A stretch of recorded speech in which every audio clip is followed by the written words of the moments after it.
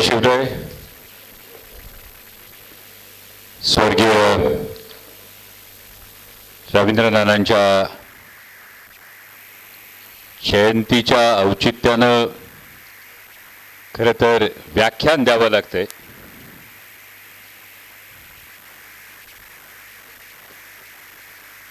या थोड्याशा संमिश्र भावना यावेळी नक्कीच मनात तरळून जातात. या प्रसंगी उपस्थित असणारे लोकसभेतील माझे सहकारी, ज्याच्या लोकसभेतल्या मांडणीची मी सुद्धा अतिशय आतुरतेनं काय वाट पाहत असतो, म्हणजे शिक्षकी पेशातली सिन्सिअरिटी खासदार झाल्यानंतर दुपटीनं कशी दाखवता येते त्याचं आम्हाला ज्यांच्यामुळे टेन्शन असतं ते खासदार भास्करराव भगरे सर, शेफालीताई भुजबळ असतील, संजयजी चव्हाण असतील, आकाजी पगार असतील, व्यासपीठावरील सर्वच मान्यवर. मला पूर्ण कल्पना आहे की खूप उशीर झालाय, कारण इतके फोन येत होते तेव्हाच मला कळलं काहीतरी गडबड आहे. गडबड दोन प्रकारची आहे, कारण आकाश भाऊ हुशार आहेत, नानांच्या तालमीत तयार झालेत, त्यामुळे स्वतः फोन करण्यापेक्षा आणखी 4 जणांना फोन करायला सांगितलं तर बरं असतं असं त्यांना वाटलं असावं. पण असे अनेक कार्यक्रम आम्हीच अटेंड करत असतो, त्यामुळे येणारे 4 फोनपैकी 3 फोनचं म्हणणं काय आणि 4थ्या फोनचं म्हणणं काय एवढं आता समजायला लागलंय. पण एक मात्र बरं झालं, फोन आले तरी टेन्शन यासाठी नव्हतं, कारण आपल्याला नक्की खासदार म्हणून बोलवले, पक्षाचा कार्यकर्ता म्हणून बोलवले का फक्त व्याख्याता म्हणून बोलवले. आणि त्यामुळे सूत्रसंचालन करणाऱ्याचं मी मनापासून आभार मानतो की तुम्ही ओळख करून देतानाच आपल्या अभिनयानं सगळ्यांचं हे केलेलं आहे, त्यामुळे हे सोयीचं काम होतंय. गमतीचा भाग राहू द्या, पण आजच्या भागाला खासदार म्हणून, सामाजिक कार्यकर्ता म्हणून, राजकीय पक्षाचा कार्यकर्ता म्हणून किंवा अभिनेता म्हणून येण्यापेक्षा आजच्या कार्यक्रमाला येणं, मला वाटतं माणूस म्हणून येणं जास्त माझ्यासाठी महत्त्वाचं होतं. कारण मी अशा माणसाच्या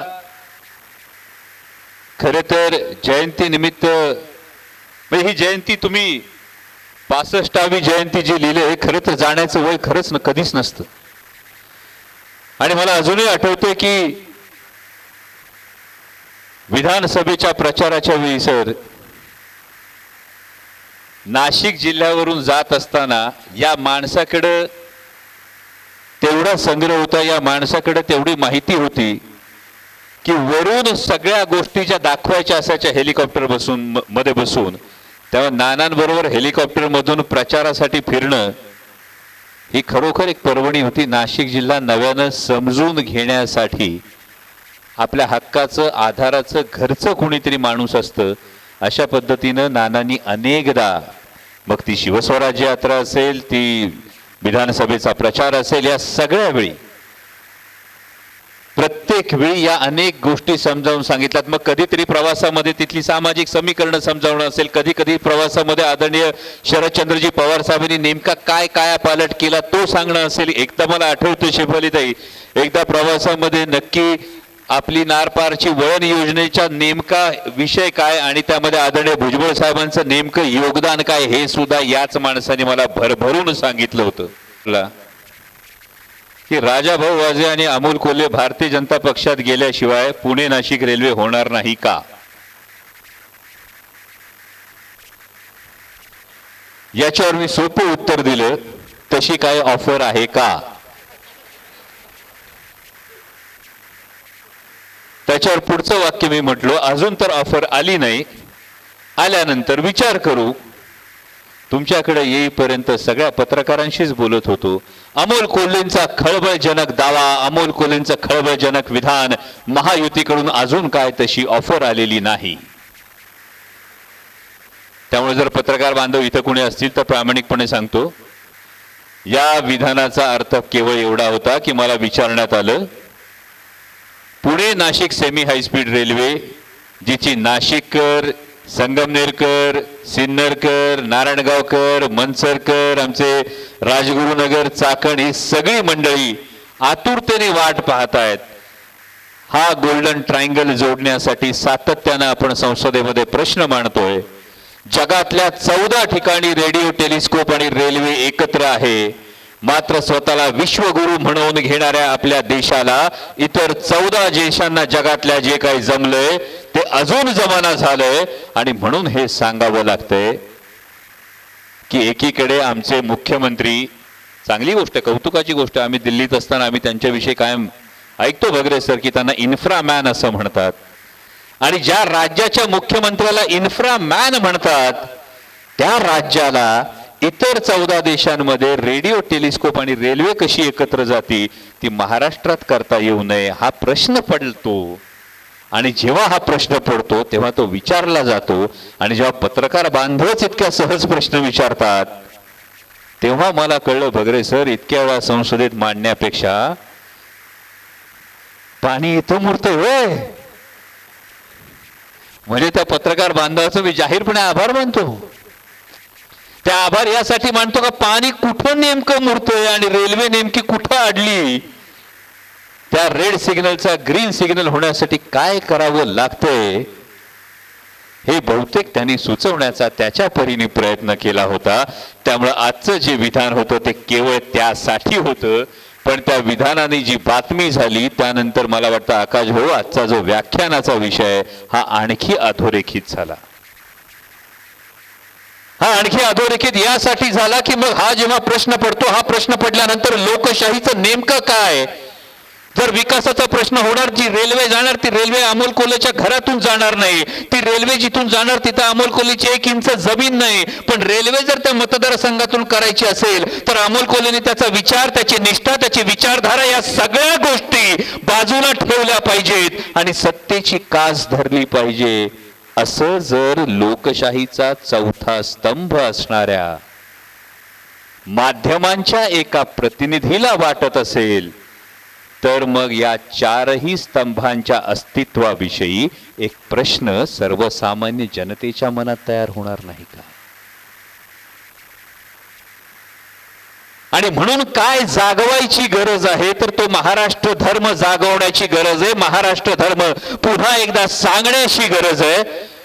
कारण जेव्हा दिल्लीच्या सुलतानांपुढे माना झुकवल्या जात होत्या, तलवारी म्यान होत होत्या, मुठी या फक्त म्यान झालेल्या तलवारीवरच आवळल्या जात होत्या, तेव्हा 5 पातशाह्यांना गाडून त्यांच्या छाताळावर महाराष्ट्र धर्माचा ध्वज फडकवला.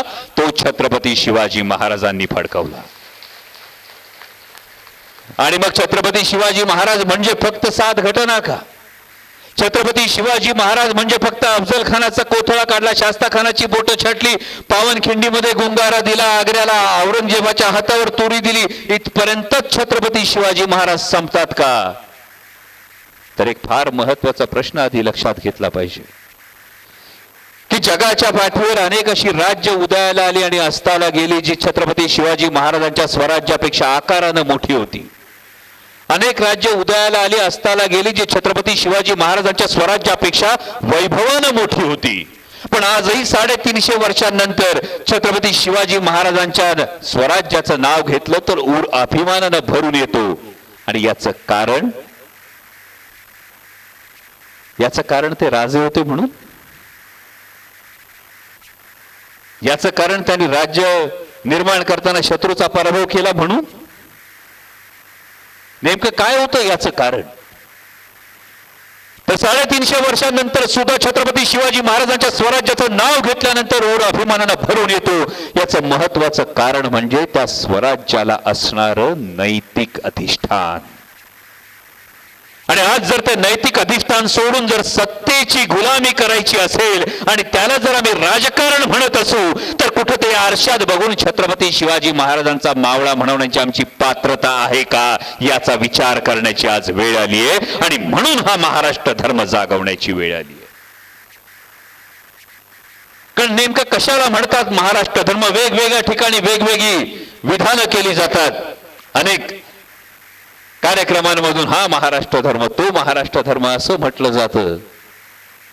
पण ज्या खऱ्या महाराष्ट्र धर्माचा जर विचार केला तर हा महाराष्ट्र धर्म रयतेच्या भाजीच्या देठाला हात लावू देऊ नका असं सांगणाऱ्या छत्रपती शिवाजी महाराजांच्या संस्कारातून सुरू होतो. राष्ट्रमाता जिजाऊ महासाहेबांच्या संस्कारातून सुरू होतो.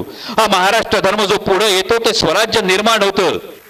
350 वर्ष अस्तित्वात नसलेली गोष्ट अस्तित्वात येते. विचार करा, जर 12 वर्षांची एक पिढी धरली तर साधारणतः 24-25 पिढ्या उलटून गेल्यात ज्यांनी राज्यच पाहिलं नाही.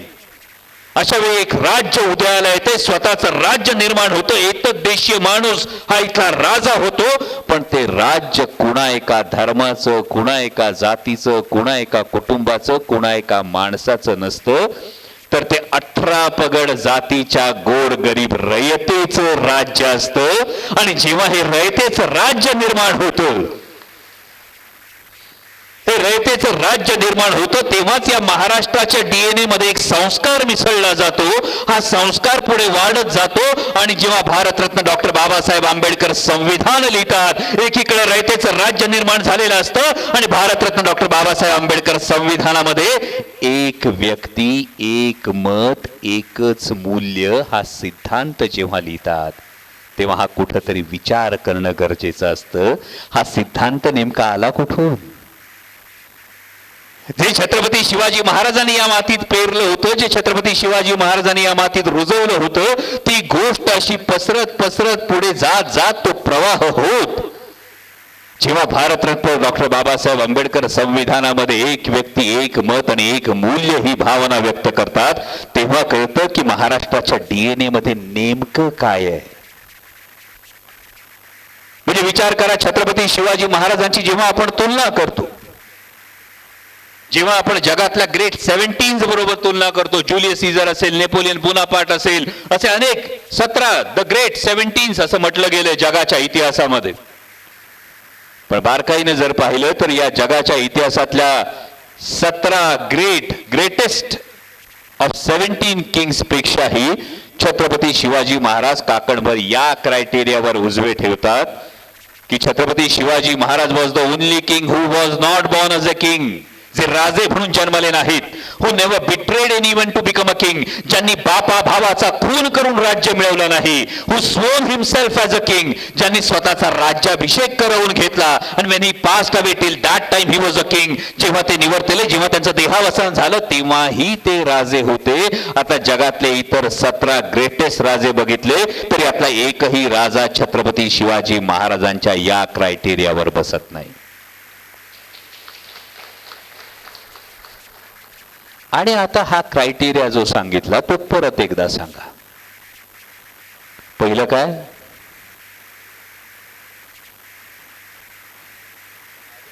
महाराष्ट्र धर्म इथंच आहे. राजा म्हणून जन्माला आला नाही.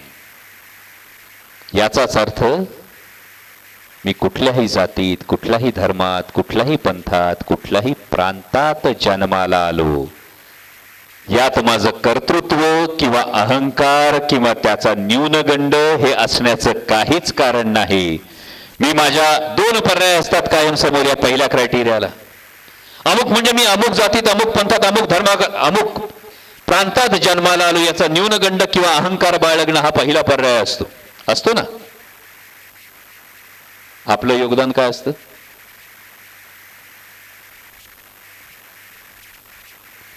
ज्या घरात, ज्या कुळात, ज्या जातीत, ज्या धर्मात जन्माला आलो, यात माझं योगदान काय असतं?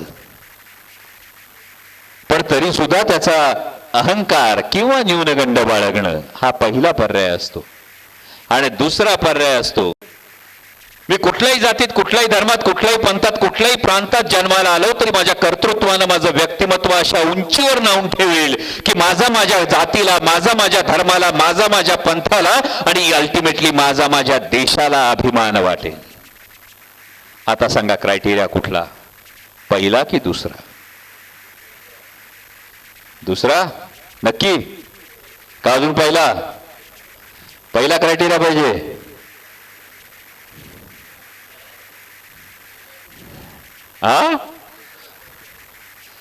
ज्यांना पहिला पाहिजे असेल त्यांना महाराज समजले नाही भाऊ. ज्यांना दुसरा कळला त्यांना पहिली गोष्ट कळली, जे राजे म्हणून जन्माला आले नाहीत तरी असं मोठं स्वप्न पाहिलं, आणि ते स्वप्न पाहिलं ते व्यक्तिगत पाहिलं नाही, ते स्वतःपुरतं पाहिलं नाही. जे स्वप्न पाहिलं ते सर्वसामान्य रयतेसाठी पाहिलं. किंवा जेव्हा पंचपक्वानाचं ताट होतं तेव्हा राखेचा घास सुद्धा समोर होता. तर छत्रपती शिवाजी महाराजांच्या राज्याला असलेलं नैतिक अधिष्ठान समजतं. त्यामुळे who was not born as a king.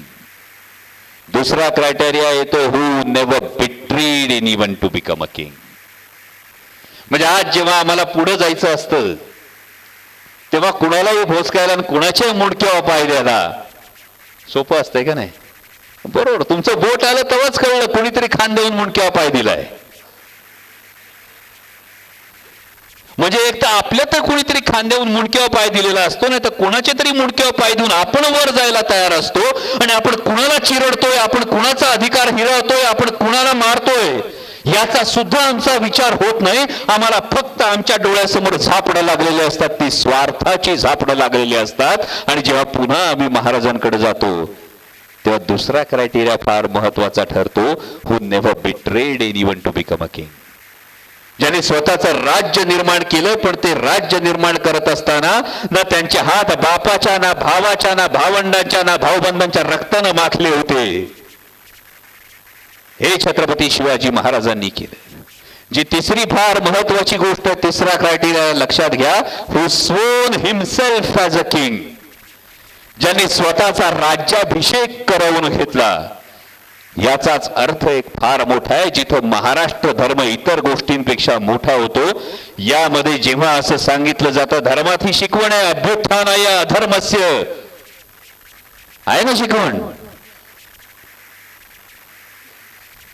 की कोणीतरी माझा उद्धार करण्यासाठी अवतार घेईल. आणि जेव्हा कोणीतरी माझा उद्धार करण्यासाठी अवतार घेईल, हा आम्ही विचार आणि हा स्वभाव हा जेव्हा आम्ही आमच्यात रुजवतो तेव्हा आम्ही आमच्यातल्याच प्रयत्नवादाला आधी मूठ माती दिलेली असते. मला कुठं काय करायचं, कोणीतरी अवतार घेईल. बरोबर ना? मी आता काल किती जणांनी पूजा केली सांगा बरं, सांगा ना. हा, माझ्या बायकोनी नाही केली बा, म्हणत असून बरं झालं या जन्मी मिळाले. गमतीचा भाग सोडून द्या, पण आपल्या युट्यूबवर सुरू असलेला सावित्रीबाई ज्योतिराव फुले मालिकेचा कालचा भाग आवर्जून बघा. महाराष्ट्र धर्म कुठं येतो, महाराष्ट्र धर्म कुठं सांगतो, जे ज्योतिराव फुले सावित्रीमाईंना सांगतात की वटपौर्णिमेला पूजा केली जाते, सत्यवानाची सावित्री प्रत्येकाला ठाऊक आहे. कारण पुरुष सत्ताक पद्धतीला सत्यवानाची सावित्री पाहिजे.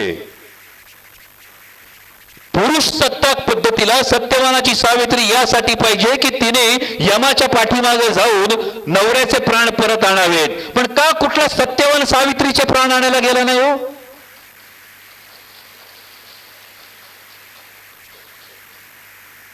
कधी विचार केलाय तुम्ही? तुम्हाला गोष्ट सांगितली की सावित्री गेली सत्यवानाचे प्राण आणायला, का कुठला सत्यवान सावित्रीचे प्राण कधी आणत नाही? आणि जेव्हा ज्योतिराव म्हणतात की जर ही कथा खरी असेल तर त्या सावित्रीचं धाडस आणि ध्येय अफाट आहे. थेट मृत्यूला भिडण्याचं तिचं धाडस अचाट आहे. तर तिचं धाडस, तिची शक्ती, तिची भक्ती या सगळ्या गोष्टी काळाच्या ओघात लुप्त केल्या आणि तिला एका व्रतात अडकवलं. आणि मग व्रतात कुठे अडकवलं? मग तिने नटून थटून आपली वडाला फेऱ्या मारायच्या. नवरा कसा बी असला तरी 7 जन्म हाच नवरा दे म्हणायचं. आणि मला सांगा, तुमच्यापैकी जर कुणाला उशीर झाला असेल आणि दुपारच्या उन्हात गेल्या तुम्ही वट सावित्रीला, वडाला सगळ्या फेऱ्या मारल्या, सगळी पूजा केली, परत आल्यावर घरी नवऱ्याने स्वतःहून पाण्याचा ग्लास आणून दिला का?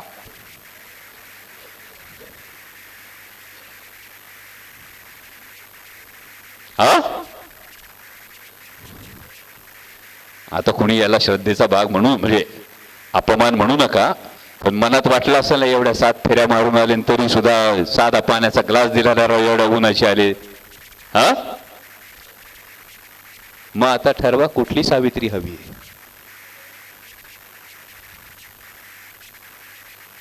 मग एकदा विचार करून बघा, केवळ व्रतांमध्ये सांगितलं, मध्ये ग्रंथांमध्ये सांगितलंय म्हणून मी जाते वडाला 7 फेऱ्या मारते, जन्मोजन्मी हाच नवरा मिळावा म्हणून प्रार्थना करते, मी उन्हा तानाची घरी येते, नवरा ग्लासभर पाणी सुद्धा देत नाही, मग ही सावित्री मला हवी का जिने शेणगारा सोसला, तिने दगड धोंडे सोसले पण उंबरठ्याच्या बाहेर पडून मला अस्तित्व नाकारणाऱ्या समाजात कर्तृत्व गाजवायला संधी दिली, ती सावित्री मला हवी आहे. कारण जेव्हा तुम्ही महाराष्ट्र धर्माचा विचार करता तेव्हा महाराष्ट्र धर्माचा हा प्रवास याच सत्यवानाच्या सावित्रीपासून, की जिला कथांमध्ये लिखाणामध्ये सांगितलं जातं जा बाई यमाच्या माग आणि आण नवऱ्याचे प्राण परत, हे जेव्हा सांगितलं गेलं होतं कथांमध्ये पुराणांमध्ये, नंतर अडकवलं गेलं होतं तिला व्रत वैकल्यांमध्ये, पण त्याच समाजानं जेव्हा सावित्रीसाठी हा आदर्श सांगितला होता तोच समाज तिचं शिक्षण नाकारत होता. ती कथा वाचून किती बायकांना यमाच्या दारातून नवऱ्याचे प्राण परत आणले की नाही माहित नाही, पण त्याच काळचा समाज हा त्याच स्त्रीचं आयुष्य मात्र नरक बनवत होता. ज्या केसात लहानपणापासून आईनं वेणीपणी केली असेल, कौतुकानं कधीतरी नवऱ्यानं गजरा माळला असेल, तो नवरा गेल्यानंतर तोच समाज तिच्या डोक्यावरचे केस फादरत होता, तिला आलवणात टाकत होता. पण तुमच्यासाठी कथा काय होती? सावित्रीची. आणि म्हणून जेव्हा महाराष्ट्र धर्म जागवायचा असतो, महाराष्ट्र धर्म समजून घ्यायचा असतो, तेव्हा सखोल या गोष्टीचा आधी विचार करावा लागतो की या सत्यवानाच्या सावित्रीपासून ते ज्योतिरावांच्या सावित्रीपर्यंतचा जो प्रवास करायचा असेल तर स्वतःचं अस्तित्व नाकारणाऱ्या समाजामध्ये स्वतःच्या हिमतीनं स्वतःचं कर्तृत्व गाजवण्याची मर्दुमकी आधी दाखवावी लागेल. हा विचार खरा महाराष्ट्र धर्माकडे घेऊन जातो. आणि म्हणून म्हटलं कोणीतरी आपल्या उद्धारासाठी येईल. हा जो संस्कार होता तिथे छत्रपती शिवाजी महाराजांचा तिसरा क्रायटेरिया येतो, who sworn himself as a king. कोणीतरी उद्धारासाठी येईल, कोणीतरी येऊन स्वराज्य निर्माण करेल, कोणीतरी येईल आणि मग या पारतंत्र्याच्या बेड्या बाजूला करेल, याचा विचार करण्यापेक्षा 350 वर्षात या देशामध्ये सिंहासन नाही, राजा नाही, राज्य नाही, आणि हे करायचं असेल तर मला करावं लागेल हा विचार आधी राज रुजवला, अंमलात आणला तो छत्रपती शिवाजी महाराजांनी. आणि शेवटची गोष्ट लक्षात घ्या, when he passed away till that time he was a king.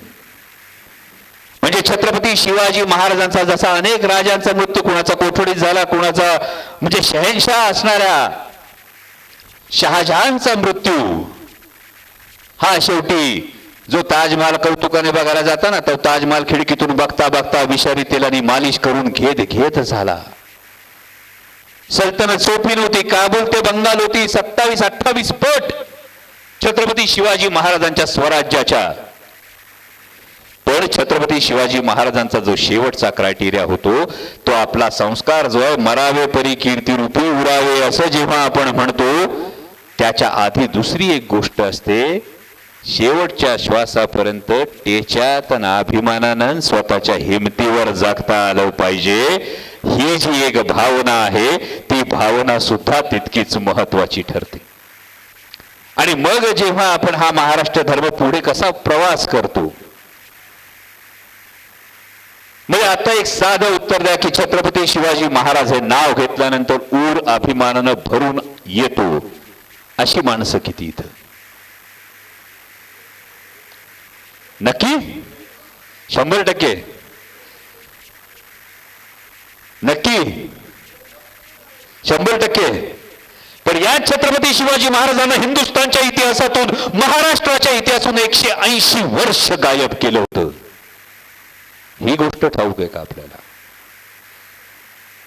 जेव्हा तुम्ही कुठल्या गोष्टीचा उदो करता, एखाद्या गोष्टीकडे बघता, तेव्हा या छत्रपती शिवाजी महाराजांना तब्बल 180 वर्ष या महाराष्ट्राच्या इतिहासातून या सामाजिक पटलावर कुठेही स्थान नव्हतं. याचा जर तुम्ही एकदा विचार केला तर विचार करून बघा अंगावर शहारे येतात की नाही. वस्तुस्थिती सांगतो, 1689 ला छत्रपती संभाजी महाराजांच्या असीम बलिदानानंतर रायगड पडला. येसुबाई साहेबांनी राजाराम महाराजांना तारा राणीनं जिंजीच्या वाटेला काढून दिलं. येसुबाई साहेबांनी शाहूराजे हे कैद झाले. रायगड पडला, जुल्फिकार खानाच्या हातात गेला, जुल्फिकार खानाकडून म्हणजे मुघलांच्या ताब्यात गेला, मुघलांकडून सिद्ध्यांच्या ताब्यात गेला, सिद्ध्यांकडून पेशव्यांच्या ताब्यात गेला, पेशव्यांकडून 1818 मध्ये इंग्रजांच्या ताब्यात गेला.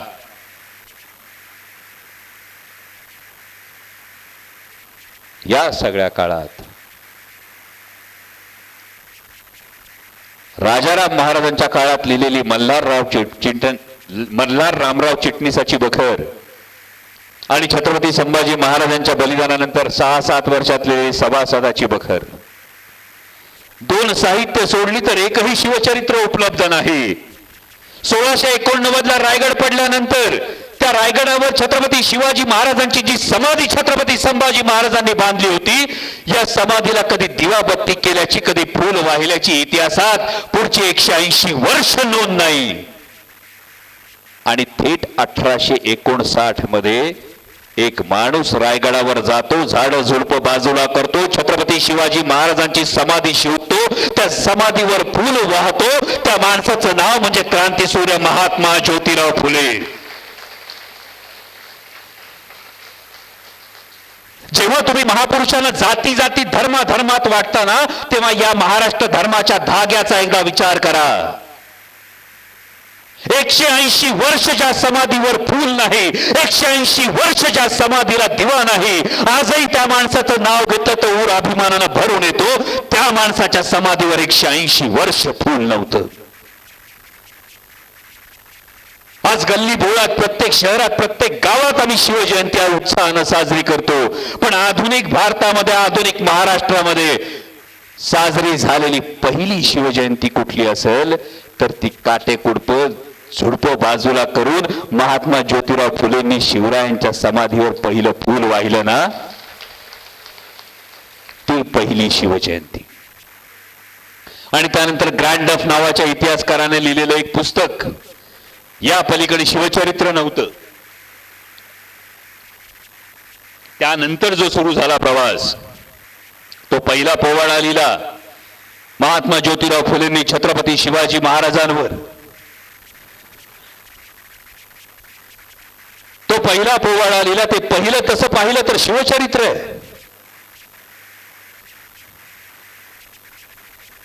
हा पहिला पोवाडा लिहित असताना महात्मा ज्योतिराव फुलेंनी विचार केला नसेल का हो, मी कुठल्या जातीचा,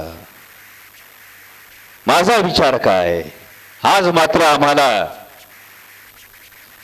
जातीच्या भिंती, धर्माचे हार लय महत्वाचे वाटतात. कारण मग पुढे विचार करा, जेव्हा या मातीमध्ये पुन्हा त्या 18 पगड जातीच्या रयतेच्या राज्याचा जो विचार होता, जो लुप्त झाला होता, हा लुप्त झालेला विचार महात्मा ज्योतिराव फुले पुन्हा जागा करतात, पुन्हा तो उभा करतात. ज्या राष्ट्रमाता जिजाऊ माँसाहेबांनी सोन्याच्या नांगरानं जमीन नांगरली होती, त्याच पुण्यामध्ये नंतर मुलींना शिक्षणाची बंदी होती. प्रवास लक्षात घ्या, प्रवास लक्षात घ्या. 17व्या शतकामध्ये राष्ट्रमाता जिजाऊ माँसाहेब 12 वर्षाच्या लेकराला घेऊन पुण्यात येतात आणि रायारावानं नांगरलेली, गाढवाच्या नांगरानं नांगरलेली पुण्याची जमीन सोन्याच्या फाळानं पुन्हा नांगरतात. ती धमक या त्या काळी राष्ट्रमाता जिजाऊ माँसाहेब दाखवतात. म्हणजे असेल 1642, 41, 42 चा काळ. समाज कसा बदलतो जेव्हा आम्हाला विचारांची भूल पडते, जेव्हा आम्ही विचारधारा विसरतो, जेव्हा आम्ही महाराष्ट्र धर्म विसरतो, तेव्हा आमची अधोगती काय होती याचा विचार करा. की 1642 मध्ये एक स्त्री तिच्या हिमतीवर येते, 12 वर्षाच्या लेकराला घेऊन येते, राज्य कारभार चालवते पुणे सुपा परगण्याचा. राष्ट्रमाता जिजाऊ माँसाहेब म्हणून त्यांचं नाव रूपाला येतं. ते राज्य तयार होतं, मातृसत्ताक पद्धतीची मुहूर्तमेढ रोवली जाते आणि त्यानंतर 1848 मध्ये फरक किती वर्षांचा?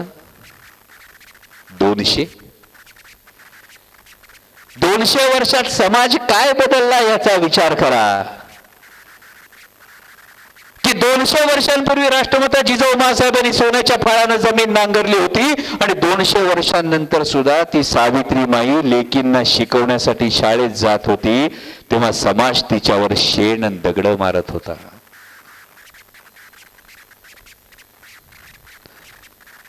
जर जिजाऊ महासाहेबांनी नांगरलेल्या सोन्याच्या फाळाची जाणीव समाजानं ठेवली असती तर लेकींना शिकवायला जाणाऱ्या सावित्री माईच्या रस्त्यावर शेण आणि दगड नाही, खरं तर फुलांची उधळण व्हायला पाहिजे होती, पण अधोगती ही समाजाची झाली. का जागवायला पाहिजे महाराष्ट्र धर्म? तर पुन्हा एकदा ही अधोगती करून घ्यायची नसेल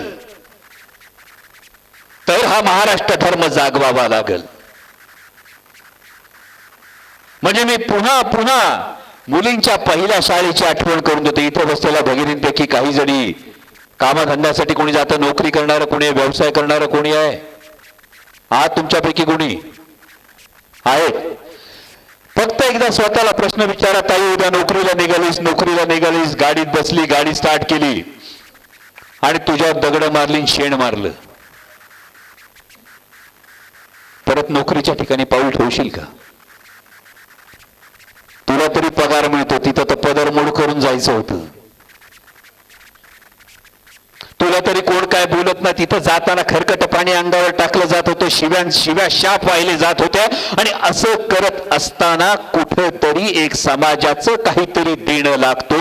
आणि म्हणून त्या सावित्रीमाईने ते पाऊल मागं घेतलं नाही. ते पाऊल आज मागं घेतलं नाही याचे उपकार काय? तर ते पाऊल तेव्हा मागं घेतलं असतं तर आज महिला राष्ट्रपती झाली नसती, महिला पंतप्रधान झाली नसती, महिला आमदार खासदार झाली नसती, महिला डॉक्टर झाली नसती, महिला इंजिनियर झाली नसती, महिला वकील झाली नसती, महिला व्यावसायिका झाली नसती, महिला शिक्षिका झाली नसती. आणि मग आता मला सांगा, त्या सावित्रीमाईची जात कोणती?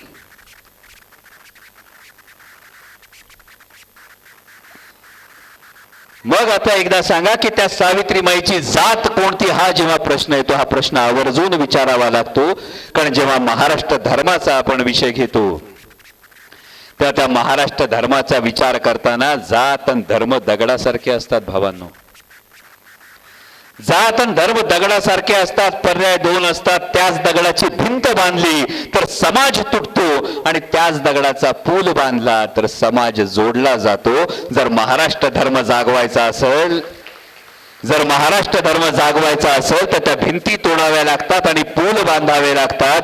आणि म्हणून मी सुरुवातीला जे म्हणालो की छत्रपती शिवाजी महाराजांनी 18 पगड जातीच्या रयतेचं जे राज्य निर्माण केलं आणि भारतरत्न डॉक्टर बाबासाहेब आंबेडकरांनी जिथं एक व्यक्ती एक मत एक मूल्य सांगितलं, यामधला जोडणारा दुवा जर कुठला असेल तर तो क्रांतीसूर्य महात्मा ज्योतिराव फुल्यांचा दुवा येतो. कारण 180 वर्ष गायब असलेली विचारधारा, 180 वर्ष गायब असलेला इतिहास हा पुन्हा जागवला जातो. म्हणजे एकीकडे महात्मा ज्योतिराव फुले मुलींसाठी शिक्षणाची दारं उघडी करतात आणि इंग्लंड अमेरिकेला जे जमलं नाही ना ते भारतरत्न डॉक्टर बाबासाहेब आंबेडकर दाखवून देतात. पहिल्या दिवसापासून महिलांना हा मतदानाचा अधिकार मिळतो. जेव्हा आपण महाराष्ट्र धर्म सांगतो तेव्हा तो महाराष्ट्र धर्म कुठल्याही कर्मकांडात गुरफटलेला नसतो. तो महाराष्ट्र धर्म हा विज्ञाननिष्ठ दृष्टिकोनावर अवलंबून असतो. तो महाराष्ट्र धर्म हा माणसाला माणूस मानणं याला सर्वोच्च प्राधान्य देतो. आणि जेव्हा या महाराष्ट्र धर्माची एक जर परंपरा आपण बघितली तर छत्रपती शिवाजी महाराजांनी मुहूर्तमेढ रोवली. क्रांतीसूर्य महात्मा ज्योतिराव फुलेंनी मानवतेचं बीज पुन्हा एकदा या मातीत रोवलं, ते रुजवलं, ते वाढवलं. विषमतेवर कर्मकांडावर प्रहार केला, शेतकऱ्याचा आसूड ओढला, गुलामगिरीच्या शृंखला तोडण्याचा प्रयत्न केला. आणि त्यानंतर त्याला राजाश्रय देण्याचं काम कोणी केलं असेल तर ते राजर्षी शाहू महाराजांनी केले.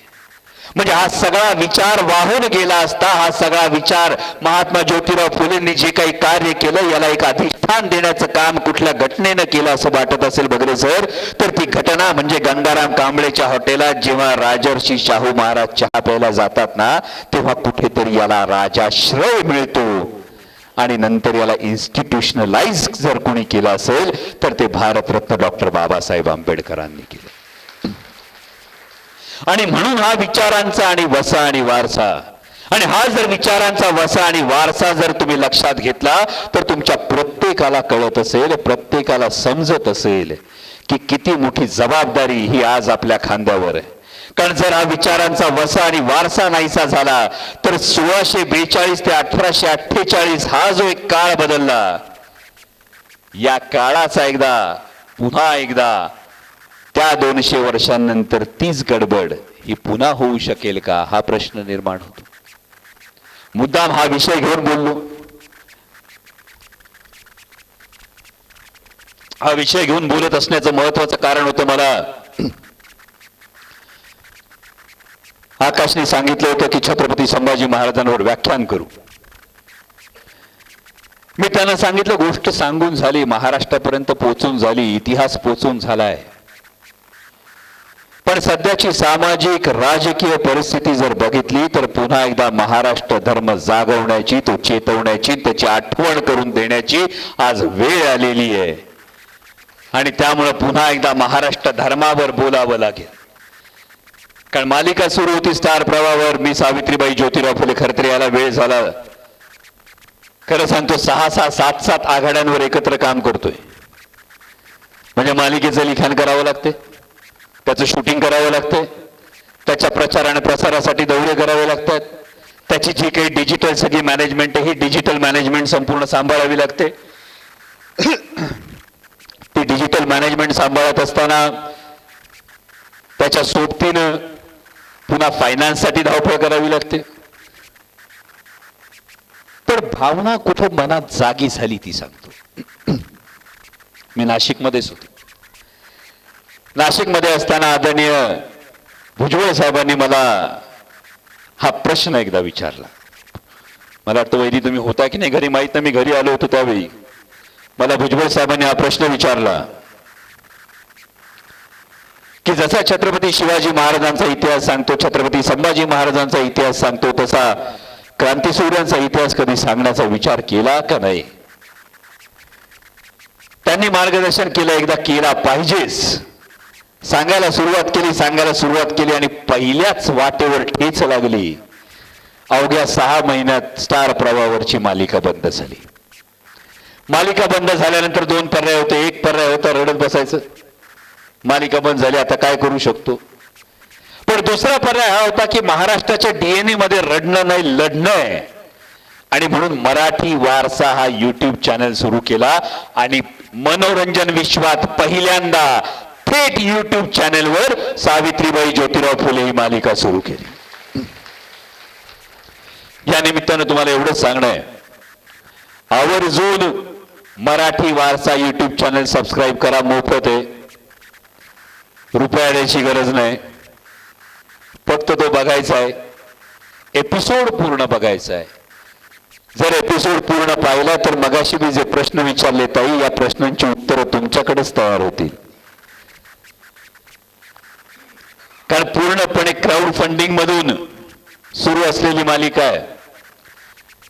परवा गोखले नावाच्या एका आजींनी मेसेज केला होता.